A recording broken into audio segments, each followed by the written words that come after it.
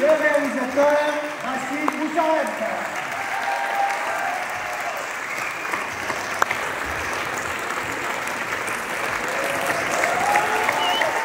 Alors, bonjour, je m'appelle Rachid Bouchareb, mais on s'est rencontrés il y a 2 jours.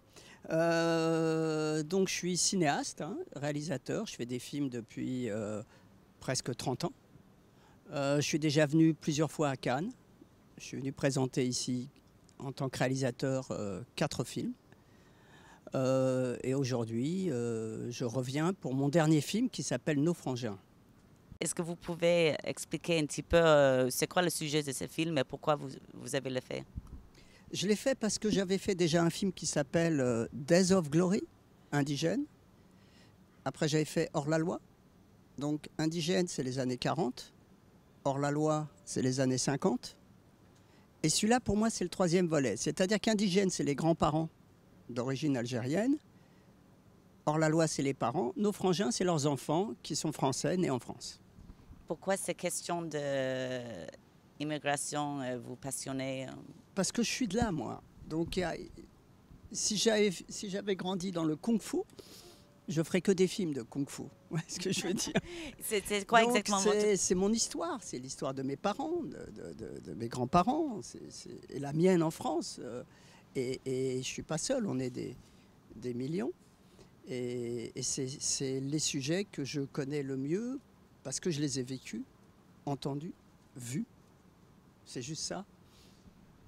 Est-ce que pour les gens qui n'ont pas vu le film, est-ce que vous pouvez expliquer un petit peu l'histoire? Alors l'histoire, c'est l'histoire qui se passe le 6 décembre dans la nuit, le 5 décembre, du 5 au 6 décembre dans la nuit, où des policiers à moto agresse un jeune étudiant qui s'appelle Malik et le battent, c'est une ratonnade violente dans un hall d'immeuble et le garçon décède. Et en parallèle, 2 heures avant cette histoire, il y a un deuxième garçon qui s'appelle Abdel qui lui est victime aussi d'une bavure policière.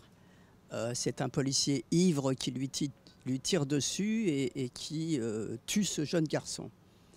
Mais 2 morts dans la même soirée, c'est un peu beaucoup pour le gouvernement à l'époque. Donc on décide de cacher la mort du jeune Abdel, parce que celle de Malik, il y a des gens dans la rue, c'est dans le quartier latin, c'était difficile de pouvoir mettre ça, d'étouffer cette affaire-là. Voilà.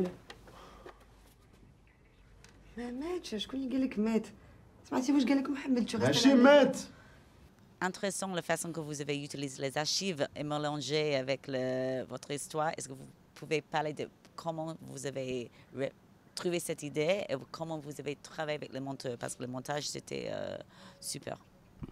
Le fait de revoir ce que moi j'avais revu 35 ans avant à la télévision, j'ai revu tous les journaux télévisés, j'ai revu toutes les manifestations dans la rue, j'ai écouté tout ce que disaient les hommes politiques à l'Assemblée nationale, surtout parce que mon film se passe sur 3 jours. Donc j'avais le souvenir aussi que pendant ces 3 jours, il y avait la cohabitation, la gauche, donc le Parti socialiste Mitterrand, le Premier ministre, c'est la droite, Jacques Chirac, il y avait les débats qui s'affrontaient à l'Assemblée nationale autour de ce qui s'était passé. Et donc tout ça était très fort, donc ça ne pouvait pas être mis de côté. Donc que d'aller reconstituer en fiction des scènes comme ça, j'ai préféré prendre des archives pour raconter ça et puis pour dire aussi, ça c'est la réalité. On n'est pas que dans une fiction. Voilà ce qui s'est passé vraiment. On a le témoignage à travers les images d'archives. Et aussi la façon que vous avez travaillé avec les compositeurs, avec la musique arabe, avec les motos qui viennent, c'était très... Alors ça, c'est... Vous connaissez la chanteuse Warda? Oui, bien sûr. Alors, c'est Warda, c'est le début d'une de ses chansons. J'ai pris le début d'une de ses chansons et c'est après qu'arrive la musique originale. Un peu arabisante, de Amine Bouafa. Est-ce que vous pensez que le cinéma peut aider cette situation compliquée d'immigration et comment?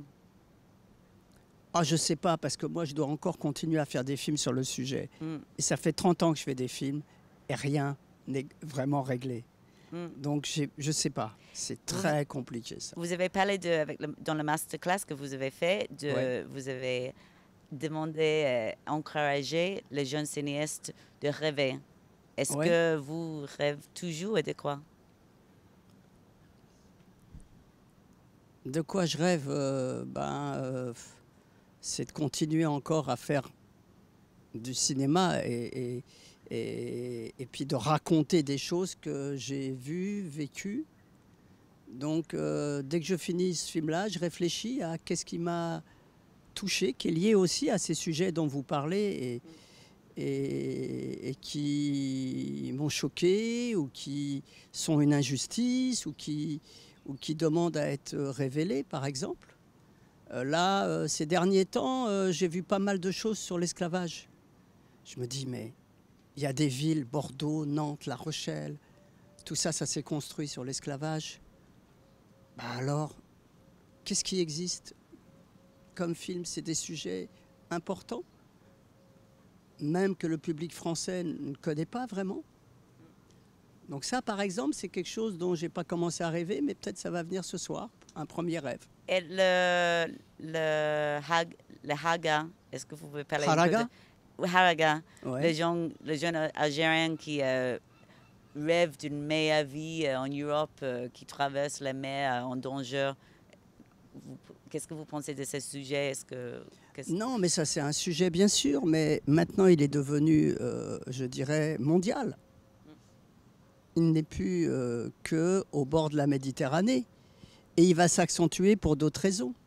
Aujourd'hui, on sait que dans 2-3 ans, le problème de la famine va être un gros problème dans le monde. On sait que le changement climatique va être le nouveau mouvement de l'immigration. Et ça va pas être, ça va peut-être se multiplier par 10. Donc les haragas maintenant ont pris une dimension qui va être de plus en plus importante. Et ça, c'est demain. Ça, c'est avant 2030. Donc on n'est plus dans le sujet d'immigration classique, de quelqu'un qui part de son pays, qui veut s'installer. Là, c'est d'autres conditions qui viennent pousser les gens à partir. Elles sont complètement nouvelles. Et ça, c'est la surprise qui nous attend. Est-ce que vous pouvez parler un petit peu de le scénario, comment vous avez travaillé avec les scénaristes et le parcours, comment vous avez... J'avais travaillé longtemps avec un acteur qui s'appelle Sotigui Kouyaté. J'avais fait 2 films avec lui. Un film sur l'esclavage qui s'appelle Little Sénégal aux États-Unis et un autre film qui s'appelle London River sur les attentats avec Brenda Blethyn et Sotigui Kouyaté. Donc Sotigui Kouyaté, je rends hommage à cet acteur qui nous a quittés, qui n'est plus aujourd'hui avec nous. Et à chaque fois, ma rencontre avec lui, elle m'a beaucoup marqué au-delà du cinéma. Et je trouvais qu'un personnage comme lui, qui n'est pas la réalité, dans Little Sénégal, il traverse l'Amérique à pied. Qui peut le croire? Mais quand on voit le film, on le croit. Vous voyez ce que je veux dire? Il va du sud de l'Amérique à New York en moins d'1 heure. Et il marche tout le long des routes, il traverse des champs et on est à New York. Donc ces personnages-là, avec leur puissance, ce qu'a ce jeune acteur, ça m'intéresse à chaque fois de les mettre dans mes films. De faire qu'il y a un regard invisible qui est là et qui est le témoin de ce qui se passe. Parce que lui, quand les policiers rentrent et qu'ils échangent librement sur ce qu'il faut faire, sur voilà, tout ce qu'ils se disent, il l'oublie complètement, lui, il est à côté. Mais lui, il n'existe pas du tout pour eux. Mais lui, il est un témoin. Lui, il enregistre. Voilà. Je voulais que ce soit ça. Un fantôme dans la morgue. Oui. Et le scénario? Vous pouvez Le me parler un petit peu scénario, de ça? c'est... Comment tu as écrit, avec qui, comment ça Alors, passait? avec une romancière dont c'est le premier scénario, qui s'appelle Kaouter Adimi, qui est une romancière qui a écrit un livre qui s'appelle Nos richesses, qui a eu beaucoup de succès, d'origine algérienne. Et donc, j'aimais bien l'idée de prendre une romancière qui n'est pas enfermé dans la technique du scénario, qui ne sait pas vraiment la construction technique et tout. Donc ça, c'était intéressant. Et puis le travail avec elle sur les archives, et puis moi, j'avais ma mémoire, puisque moi, j'ai été témoin de cette époque. Et donc, on a travaillé comme ça. Et puis, le fait de voir les archives que je voulais revoir de tous les journaux de l'époque, les présentateurs que je connaissais, avec qui j'ai grandi, Claude Sérillon, Noël Mamère, c'était des gens très, j'ai trouvé, très intègres et tout. Voilà, ils m'ont beaucoup marqué dans leur façon de présenter le journal, de raconter les faits divers, les bavures policières à la télévision. Hein. Ils disaient vraiment tout, quoi. Je trouvais que c'était, voilà, qu'ils étaient des présentateurs, animateurs avec une personnalité. Donc je voulais les réintégrer dans le film, mais je ne savais pas encore comment. Et puis après, l'idée est venue que le film doit être une partie fiction, une partie archive, puisque les images, elles existent. Est-ce que vous avez le projet? C'est quoi votre relation maintenant avec l'Algérie? Vous étiez là récemment? Vous va venir? Avec qui? Avec l'Algérie. Oh, l'Algérie, j'ai pas pu aller depuis le Covid. Sinon, avant, j'allais souvent. Oui, je pense que je vais retourner là au mois de juin. Vous êtes quel coin? Ma famille est du côté de Oran. OK. Ouest de l'Algérie. Oui. Mais là, on ne pouvait pas y aller ces derniers temps. Oui. Mais là, maintenant, ça y est, je sais que c'est beaucoup plus facile. Il y a beaucoup plus de vols et tout. Je pense que je vais aller là-bas fin juin, peut-être. Inch'Allah. Inch'Allah, voilà. Vous avez les projets là-bas, peut-être? J'ai un projet de film depuis longtemps, mais on va voir. Je ne sais pas si je vais commencer par celui-là ou si je vais plutôt me diriger autrement. Je vais voir. Oui. J'attends pour l'instant, mais avec l'Algérie, oui, je retourne souvent. J'ai un projet de documentaire et une fiction que j'ai écrite il y a 4 ans, mais je vais voir si c'est quelque chose. Je m'intéresse beaucoup aux essais nucléaires en Algérie, qui ont été faits, qui ont démarré en 1960, dans le désert. On a fait les premières bombes nucléaires françaises ont été donc les essais ont été faits en Algérie en 1960. Ouais. Et c'est un sujet aussi qui est intéressant de ce qu'a vécu la population, les Touaregs, les gens qui vivaient à côté et certains pays africains qui ont été touchés par les nuages radioactifs. Je peux demander juste un truc. C'est quoi ton plat préféré oranais? Mon plat préféré oranais? Ah non, mais mon seul plat, c'est le couscous de ma mère, quoi. C'est un peu comme tout le monde. Voilà. Vous manquez. Voilà. Je t'ai amené un petit truc, parce que je peux parler pour des siècles, mais je sais qu'on n'a pas trop de temps. Et je pensais c'est une date, les dates. Quand même, il faut au Festival de Cannes partager un petit déglan. Oui, une date, d'accord. Merci beaucoup. Merci. Hein. Est-ce que vous avez un dernier mot pour le public algérien pour les encourager? J'espère que le film il va sortir là en même temps. En Algérie, c'est ce que je fais en général avec mes films. Très souvent, il y a une sortie parallèle à une semaine, 15 jours près. Mais le film sortira en Algérie à la rentrée, c'est sûr.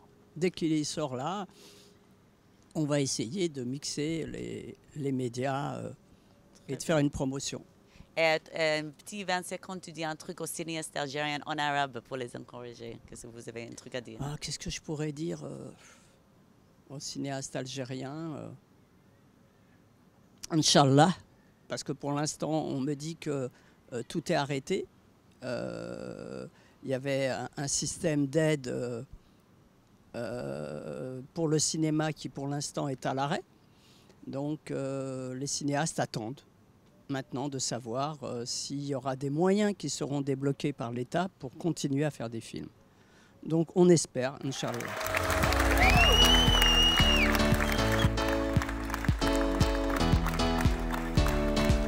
Je remercie tous les partenaires du film qui ont été courageux et je vous remercie d'avoir été là ce soir.